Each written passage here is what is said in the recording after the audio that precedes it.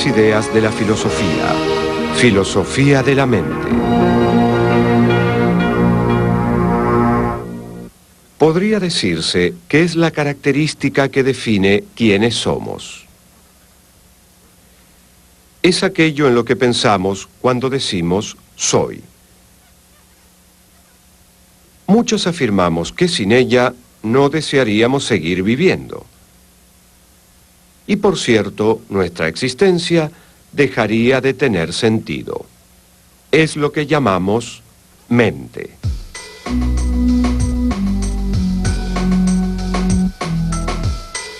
De todos los misterios del universo, tal vez el más intrigante sea el que reside en el centro de nuestro propio ser, la mente. Pero, ¿qué es? ¿Una pequeña persona en mi cabeza que piensa por mí? ¿Una linterna que cuando se enciende ilumina brevemente la nada y luego vuelve a apagarse? ¿Es en efecto la realidad en sí misma? ¿De dónde proviene? ¿Por qué existe? ¿Cómo funciona? ¿Y cómo se relaciona con el cuerpo que aparentemente la contiene?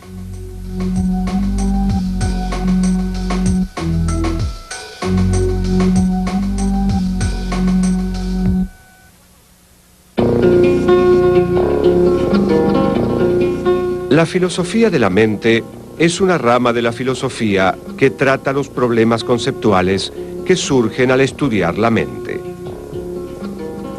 En especial, los filósofos de la mente estudian la naturaleza de los fenómenos mentales, tales como la conciencia, la sensación, la percepción, el razonamiento, el deseo, la intencionalidad, la decisión, las creencias, la imaginación y la memoria.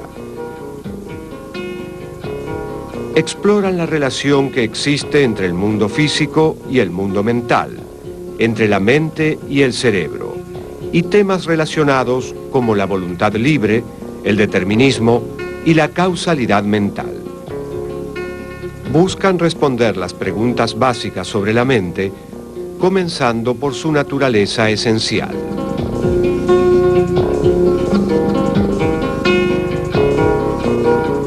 ¿A qué nos referimos cuando decimos mente? A una variedad de términos y facultades o características diferentes. Está relacionada con la volición o voluntad, lo cual se adentra en lo que denominamos filosofía de la acción. Personas haciendo cosas. Ese es un aspecto de la mente, la capacidad que tenemos para tomar decisiones y demás.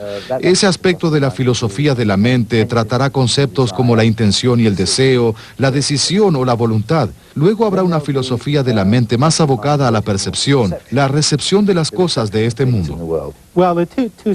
Bien, las dos preguntas centrales de la filosofía de la mente son: ¿cuál es la naturaleza de la mente? ¿Y cómo encaja la mente dentro de la estructura de causalidad de la realidad? La filosofía de la mente se ocupa de preguntas como: ¿cuál es la relación entre la mente y el cerebro? ¿Son dos cosas diferentes? ¿O es una misma cosa con dos nombres diferentes? ¿O es que de alguna manera la mente emerge del cerebro? ¿Y cómo es que los procesos neurológicos del cerebro dan lugar a la conciencia? ¿De dónde proviene el contenido de los estados mentales como las creencias y los deseos? Los orígenes de la filosofía de la mente pueden remontarse al filósofo francés René Descartes, quien se había propuesto el ambicioso objetivo de describir la distinción fundamental entre el alma y el cuerpo humano. A través de su característico modo metódico, Descartes cuestionó y eventualmente llegó a dudar de todos los tipos de conocimiento, desde la información que nos dan los sentidos a las aparentes certezas de la matemática.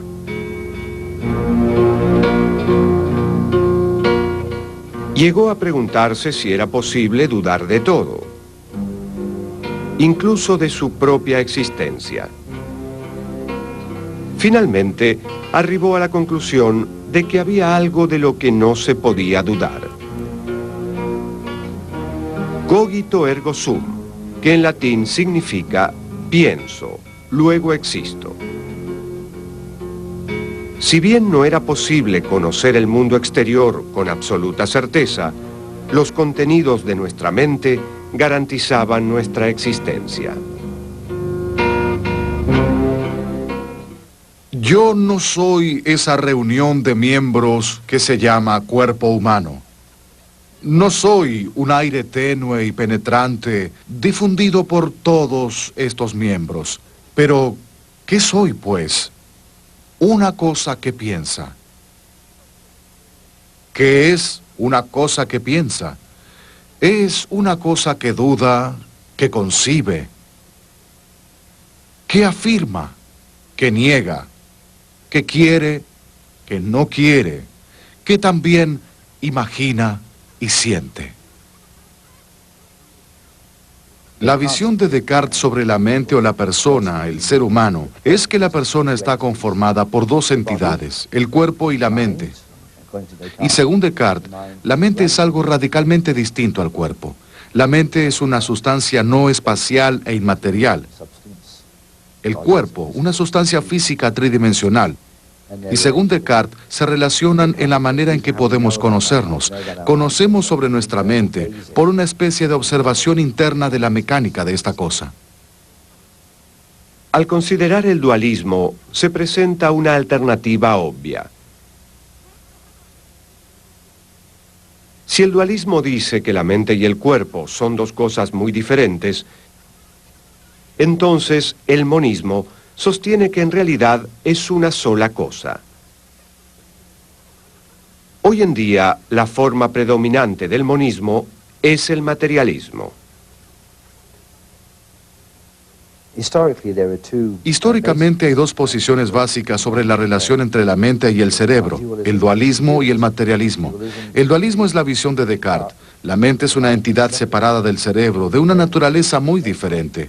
Él pensaba que la diferencia tenía que ver con el hecho de que la mente es una sustancia no espacial, no extensa, y la esencia de la mente es pensante.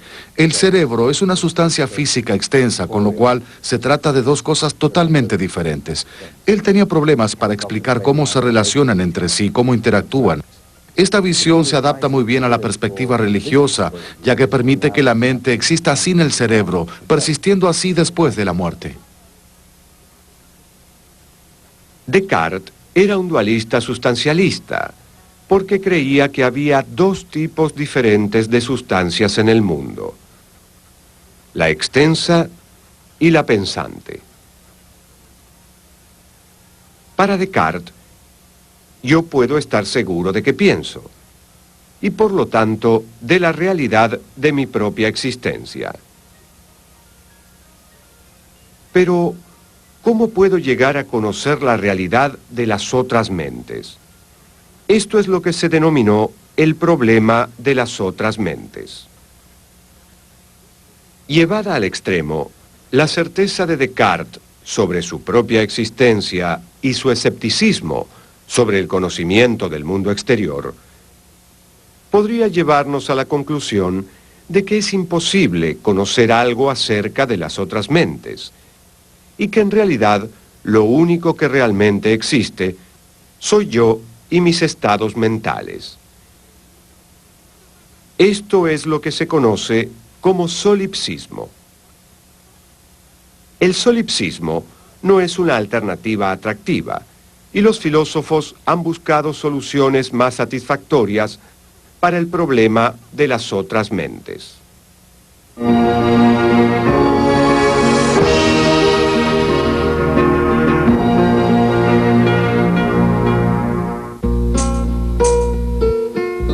En su prestigiosa obra Investigaciones filosóficas, el filósofo austríaco Ludwig Wittgenstein intentó desentrañar el problema de las otras mentes. Él sostuvo que no existe un lenguaje privado en el que una palabra se refiera solo a un estado interno de un sujeto completamente incomprensible para otro. En otras palabras, si una persona crece completamente aislada, nunca desarrollará un lenguaje propio que le permita describir su vida mental. El lenguaje existe únicamente dentro de un contexto público, y una de sus funciones es tomar nuestras experiencias y hacerlas públicas para las otras mentes. Por lo tanto, el hecho de que seamos capaces de expresar la experiencia de nuestros estados mentales determina en sí la existencia de las otras mentes. Si uno se tiene que imaginar el dolor del otro según el modelo propio, no es una cosa tan fácil. Porque por el dolor que siento, me debo imaginar un dolor que no siento. Es decir, que lo que debo hacer no es sencillamente hacer una transición en mi imaginación de un lugar de dolor a otro, como del dolor en la mano al dolor en el brazo.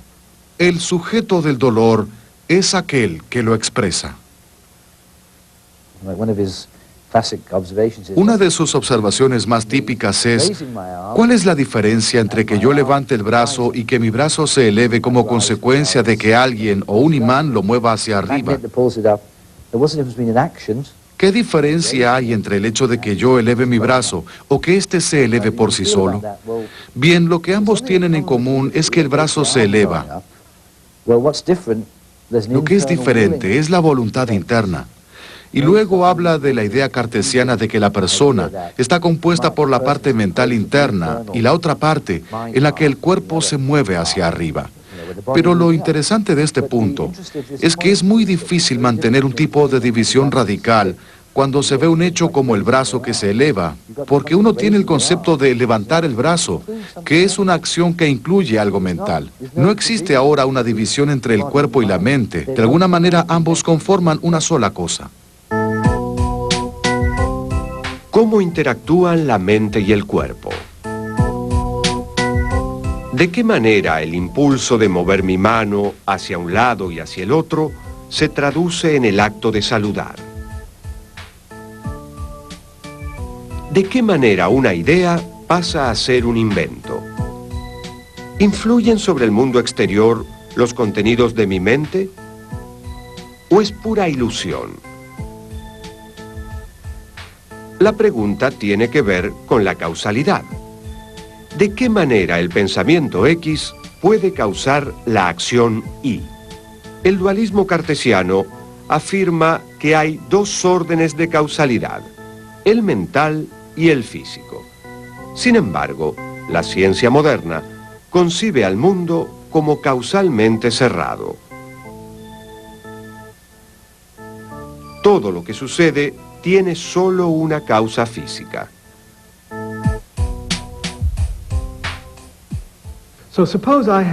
Supongamos que yo tengo la intención de levantar esta botella y lo hago. Parece haber un estado mental, la intención, que hace que la botella se eleve en el aire. Pero también pensamos que hay un sendero de causalidad puramente físico que va desde el estado de mi cerebro, que es la naturaleza subyacente, que lleva a la práctica la intención de levantar la botella. Entonces, la pregunta es si la causalidad física explica por qué la botella se eleva. ¿Queda alguna tarea para que realice la causalidad mental? El paradigma cartesiano de los dos órdenes de causalidad, uno mental y otro físico, plantea problemas importantes sobre la manera en que estos interactúan. Una alternativa para abordar estos problemas es afirmar la existencia de estos dos órdenes, pero negar la posibilidad de que exista alguna interacción entre ellos. Lo mental y lo físico serían dos reinos paralelos que nunca se cruzan. Su coincidencia no puede explicarse más que por algún tipo de armonía preestablecida. Este paralelismo fue la respuesta a la que llegó el filósofo alemán Gottfried Wilhelm Leibniz en el siglo XVII.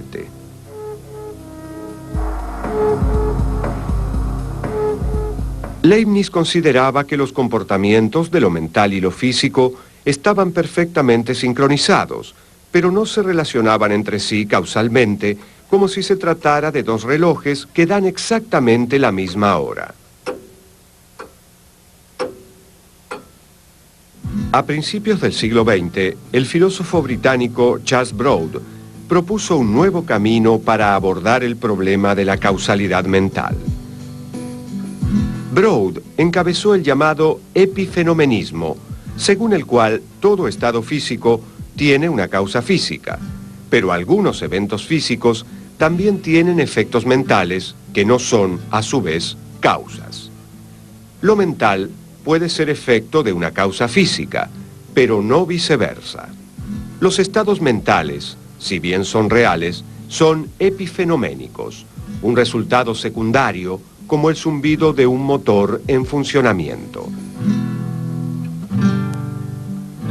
Entonces, si uno pusiera la mano sobre una hornalla caliente, el calor estimularía los nervios de la mano que transmitirían esa información al cerebro.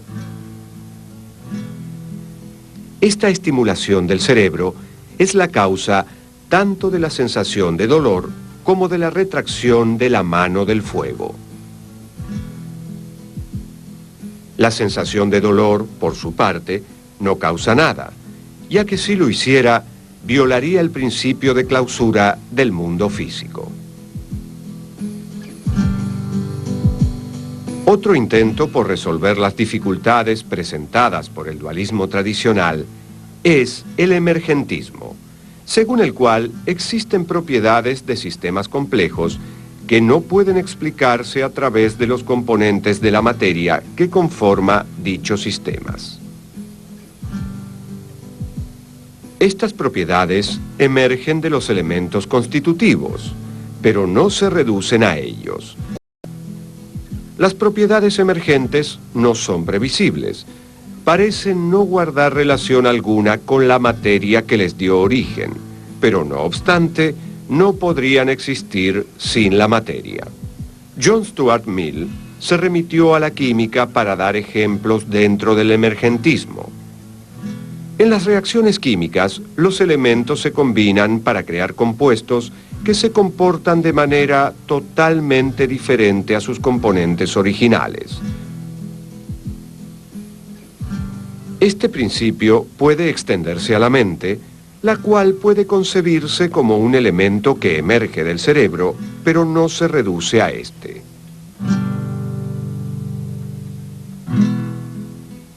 Hoy en día la mayoría de las escuelas son emergentistas. El típico argumento emergentista es afirmar que en realidad no hay dos tipos de objetos diferentes, la mente y el cerebro.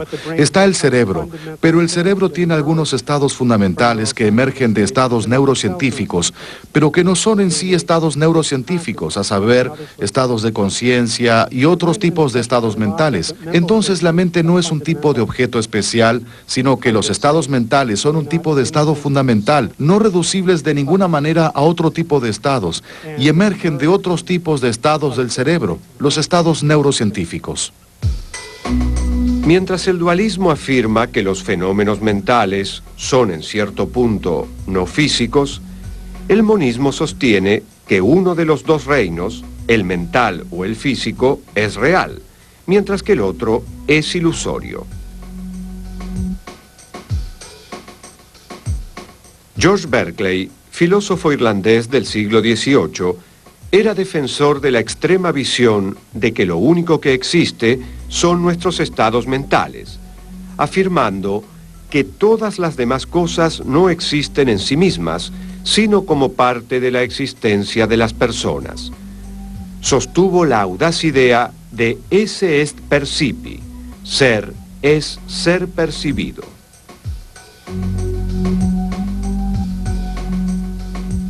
Como Berkeley creía que lo único que existían eran las ideas, su visión se denominó idealismo.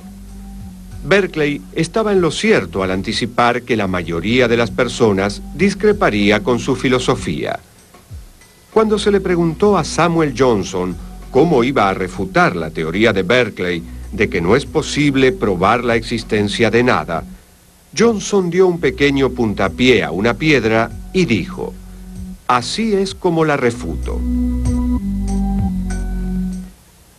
Hablar de la existencia absoluta de las cosas sin relación con su ser percibidas me parece completamente incomprensible, pues no es posible que ellas tengan existencia fuera de las mentes pensantes que las conciben. Hoy en día, la mayoría de los monistas son materialistas o fisicalistas. O sea, creen que lo único que existe es lo físico.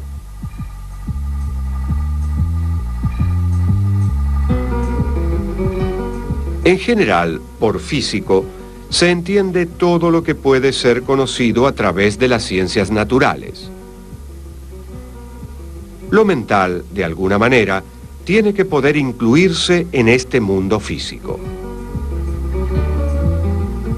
En el extremo opuesto están los materialistas que piensan que la mente es sencillamente el cerebro, que la mente no es otra cosa que el cerebro. Entonces, si digo que estoy pensando en algo, lo único a lo que me estoy refiriendo es lo que están haciendo mis neuronas. Están enviando ciertas señales, es decir, que hay actividad eléctrica allí dentro. Entonces, los sentimientos, las ideas, la voluntad, no son otra cosa que la actividad de mis neuronas. Así es como lo investigan los neurofisiólogos. Cuando observamos el cerebro de alguien y registramos la actividad de las neuronas, estamos observando la mente de esa persona. Eso es lo que vemos. Una rama del materialismo es el conductismo. Hay distintos tipos de pensamiento conductista, pero en general este movimiento intenta aislar los contenidos de la mente en una caja negra, argumentando que como los fenómenos mentales no pueden observarse, no es necesario explicarlos. Lo que interesa de lo mental es la conducta manifiesta.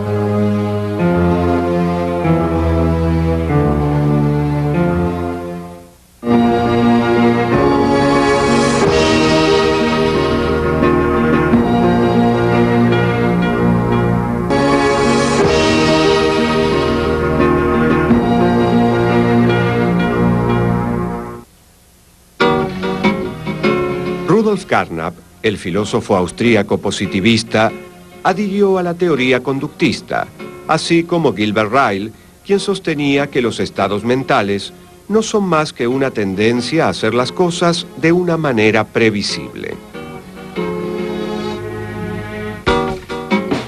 El filósofo norteamericano Willard Van Orman Quine propuso una teoría del significado basada en la idea de que a la hora de aprender el lenguaje, todo el conocimiento del que disponemos es la conducta lingüística manifiesta de los demás.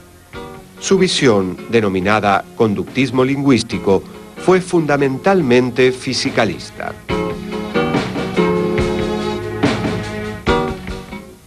Habiendo interpretado a las disposiciones de la conducta como estados fisiológicos, concluyo con la así denominada teoría de la identidad psicofísica. Los estados mentales son estados del cuerpo. La teoría de la identidad psicofísica es otro tipo de fisicalismo que sostiene que los estados y procesos de la mente son idénticos a los estados y procesos del cerebro.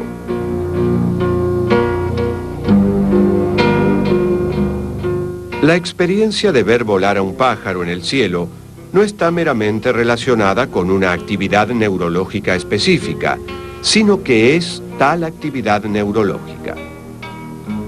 Entonces, en tanto su cerebro tenga una estructura similar a la mía, puedo afirmar que usted tiene actividad mental. Una posición fisicalista sostiene firmemente que la mente de los seres humanos no presenta ningún problema, ya que existe lo que se conoce como el argumento de la causa común. Tenemos buenas razones para creer que las bases fisiológicas de su actividad mental, la mía y la de los demás seres humanos, es la misma.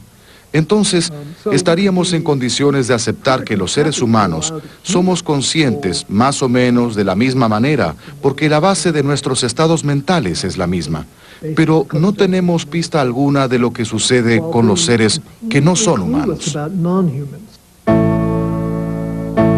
Un argumento contra el fisicalismo es que es posible tener un conocimiento físico total sobre otra persona y, sin embargo, no saber en absoluto qué se siente ser esa persona. Este argumento fue defendido por el filósofo australiano Frank Jackson, entre otros, quien creó un escenario hipotético para argumentar su visión. María es una científica brillante que por diversas razones decide investigar el mundo desde un recinto blanco y negro completamente aislado. Como resultado de ello, nunca ha visto otros colores más allá del blanco y del negro. Se especializa en la neurofisiología de la vista y realmente puede dar una descripción completa de lo que sucede en nuestro cerebro cuando vemos tomates rojos maduros o un cielo azul. La pregunta de Jackson, entonces, es la siguiente. ¿Qué sucederá cuando María salga del aislamiento del recinto blanco y negro y vea el mundo en colores por primera vez? Jackson asegura que María desconocía algo sobre el color antes de abandonar el recinto. María no sabía cómo es ver un cielo azul. Jackson sostiene que dichas experiencias subjetivas acerca de cómo es algo, conocidas como qualia, no pueden incluirse en la descripción física de María, y por lo tanto, la explicación que da el fisicalismo es incompleta. El filósofo Thomas Nagel propone otro argumento contra el fisicalismo. La línea de razonamiento de Nagel comienza con una pregunta simple y engañosa. ¿Qué se siente ser un murciélago? Si uno lo piensa, la experiencia que un murciélago tiene del mundo es radicalmente diferente de la nuestra, porque usa un sonar para producir una representación mental del mundo físico, formas, contornos, texturas, etc. Podemos suponer que para el murciélago esto es algo similar a nuestro sentido de la vista, pero realmente no podemos saber qué se siente ser un murciélago y experimentar cómo vive un murciélago. Como máximo, podríamos tratar de imaginar qué sería para nosotros ser un murciélago, pero nunca qué es para un murciélago ser murciélago. Nunca podremos conocer el carácter subjetivo de su existencia.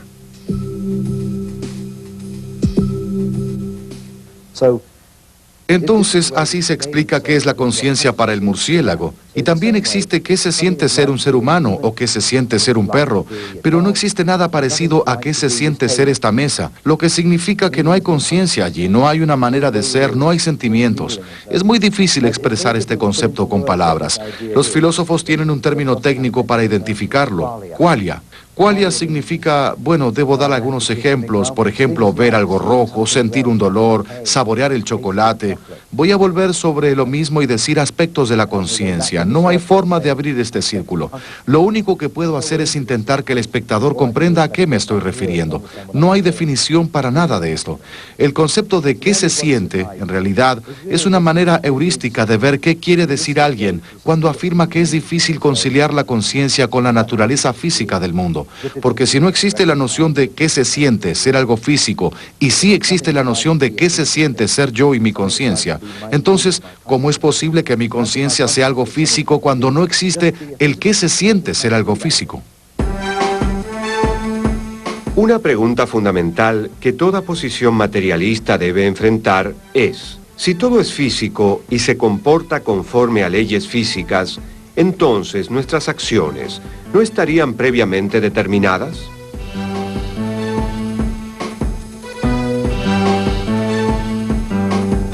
En otras palabras, ¿acaso esto no significa que no tenemos voluntad libre? Si vemos el comportamiento de otros como causalmente determinado por factores externos a ellos, entonces ¿Cómo es posible hacer que alguien sea responsable de sus acciones? Cualquier tipo de determinismo atenta contra la libertad de la voluntad y por lo tanto elimina la idea de responsabilidad moral.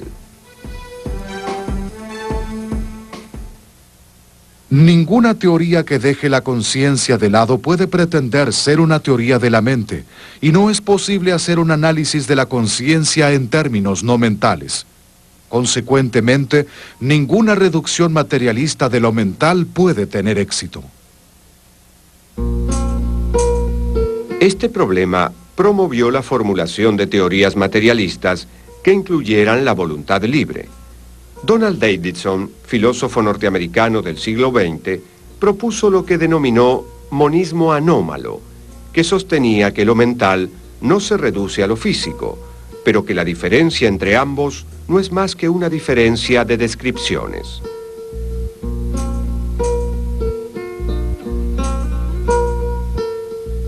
Él creía que no hay leyes estrictas en la relación entre hechos físicos y mentales. Los hechos mentales son anómalos porque no pueden ser explicados o anticipados por el análisis científico. En otras palabras, la voluntad libre es nuevamente posible. Otra teoría materialista no reduccionista es el funcionalismo, que fue formulada de distintas maneras por Hilary Putnam, David Lewis, Daniel Dennett y otros. Es posible comprender qué es el funcionalismo en términos generales, comparando los estados mentales con dispositivos mecánicos. Un disyuntor, por ejemplo, puede tener muchas formas diferentes, desde ser un simple fusible hasta un complejo dispositivo. Lo que lo convierte en un disyuntor es su función, a saber, interrumpir un circuito eléctrico al detectar una sobrecarga. La mente, al igual que el disyuntor, debe ser comprendida en función de otras cosas. La mente incorpora información sensorial y ejecuta acciones. A diferencia del conductismo, que preserva la actividad mental dentro de una caja negra, el funcionalismo reconoce la existencia de relaciones causales entre los estados mentales.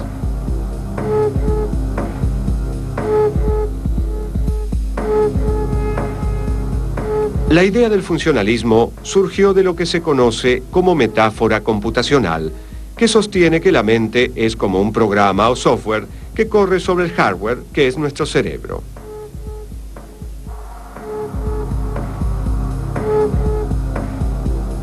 Así como se puede estudiar el software de una máquina sin conocer para nada la implementación física sobre la cual está funcionando, también se pueden estudiar de la misma manera los estados mentales de un individuo sin conocer para nada su biología. De hecho, la teoría funcionalista sostiene que los estados mentales no son algo exclusivo del cerebro. Al menos en teoría, cualquier máquina lo suficientemente compleja es capaz de tener vida mental propia. Tener una mente no es tener un tipo de objeto especial. En realidad, tener una mente es tener ciertas capacidades o habilidades, como la capacidad de pensar o la capacidad de sentir. Entonces la pregunta es, ¿cómo es que el cerebro da origen a estas capacidades? De acuerdo con un paradigma, la mente es un tipo de computadora. En cambio, el paradigma opuesto, el denominado paradigma conexionista o de red neural, sostiene que la mente, o mejor dicho, la arquitectura computacional de la mente, es una red de nodos interconectados con diversos estados de excitación y diversas conexiones inhibitorias y excitatorias.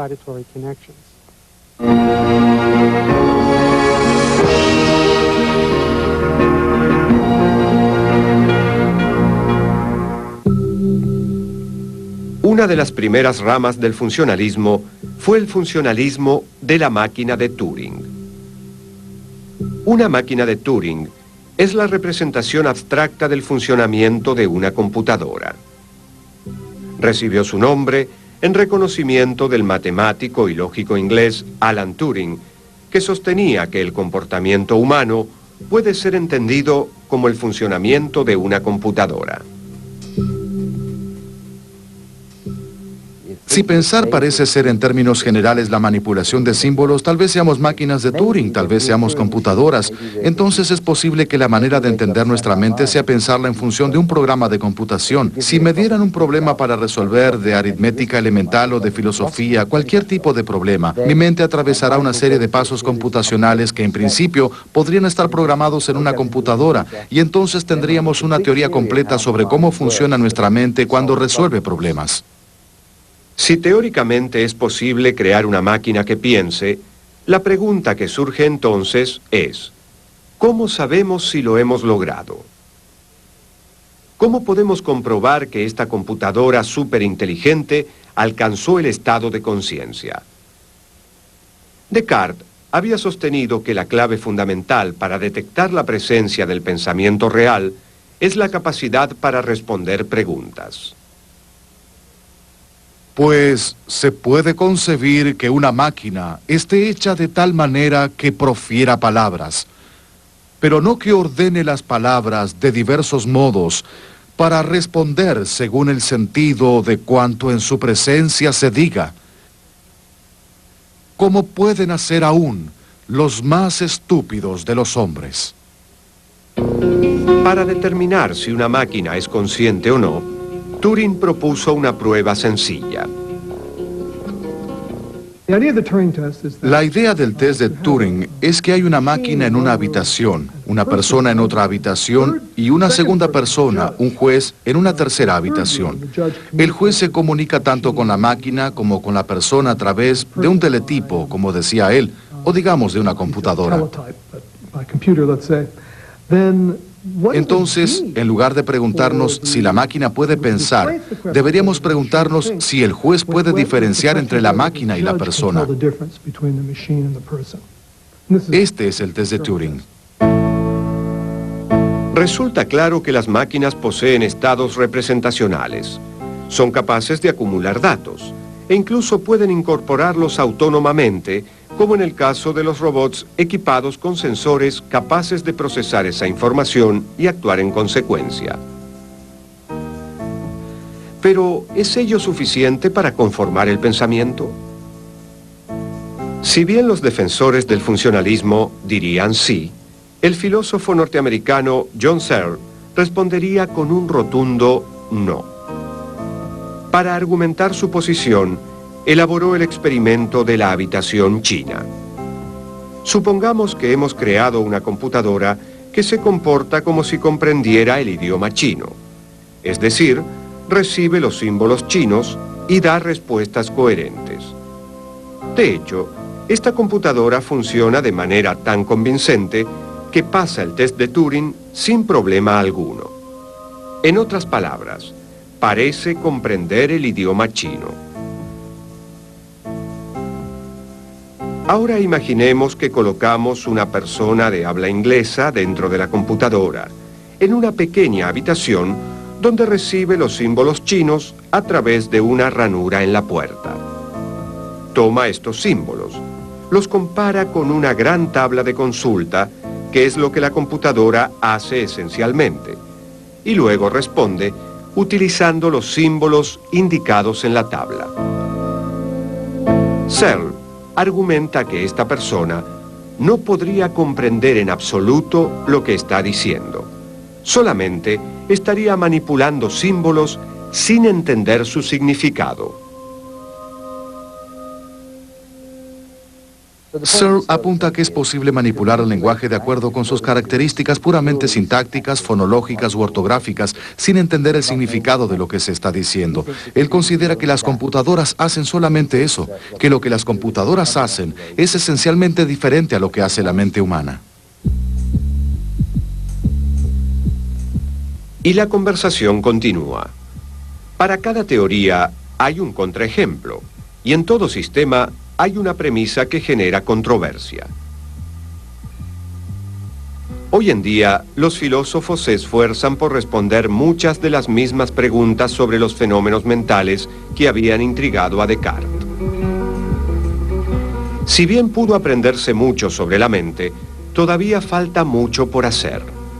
La filosofía de la mente es un campo de investigación absolutamente dinámico en el que muchas teorías compiten entre sí para llamar la atención.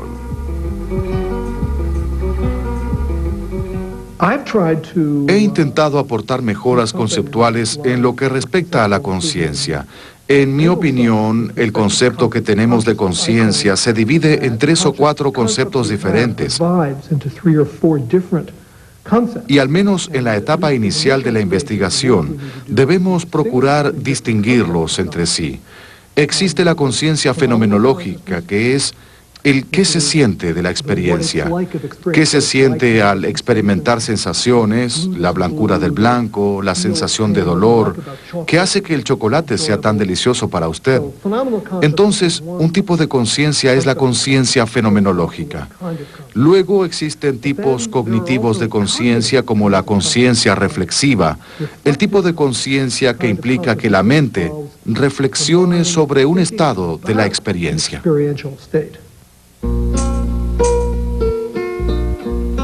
Algunos filósofos creen que independientemente del conocimiento que tengamos, existen límites absolutos e insondables acerca de lo que podemos conocer, porque es imposible comprender la naturaleza subjetiva de la mente desde una perspectiva científica, y viceversa. Así como resulta imposible llegar a las neuronas mediante una profunda introspección, es igualmente imposible llegar a la sustancia de una idea a través de una tomografía computada. Mi teoría se conoce generalmente como misterianismo. Sostiene que el aspecto del cerebro que es responsable, y no dudo que hay un aspecto responsable, es un misterio. Es decir, que sencillamente no lo conocemos. Ese es nuestro estado actual de conocimiento. No tenemos idea de qué es. Creo algo más extremo aún. No sabremos jamás qué es. La mente está en el cerebro, pero no está en el cerebro tal como lo concebimos hoy en día. Nos encontramos en un estado similar al de una persona pretecnológica que mira un aparato de televisión y juega con los transistores y los cables sin saber qué son los componentes. En esta etapa no conocemos realmente los componentes. A medida que desarrollamos la actividad neurocientífica, descubrimos que aquellas propiedades que concebíamos como una unidad tienden a fraccionarse. E intentamos encontrar maneras de modificar el concepto que teníamos para que se adapte a los nuevos hallazgos, y allí es donde entran los filósofos. Tal vez habrá una manera totalmente diferente de concebir al cerebro, y cuando el Einstein del cerebro la descubra, podremos comprender cómo funciona. Y no seremos materialistas ni diremos que nuestra mente es simplemente la descarga de las neuronas. Habremos encontrado otros elementos en el cerebro aparte de la actividad de las neuronas, y diremos que la mente es precisamente eso. Dar una explicación coherente sobre el modo en que la mente surge de una compleja trama de neuronas constituye el santo grial de científicos y filósofos.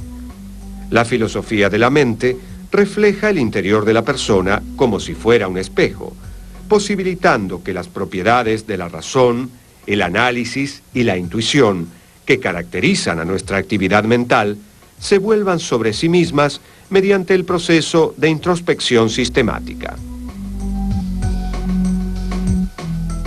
Desde la inscripción del oráculo de Delfos que dice «Conócete a ti mismo», pasando por Descartes y llegando al límite de la investigación neuropsicológica, reflexionar sobre el pensamiento ha proporcionado terreno fértil para que puedan desarrollarse algunos de los pensadores más brillantes de la historia.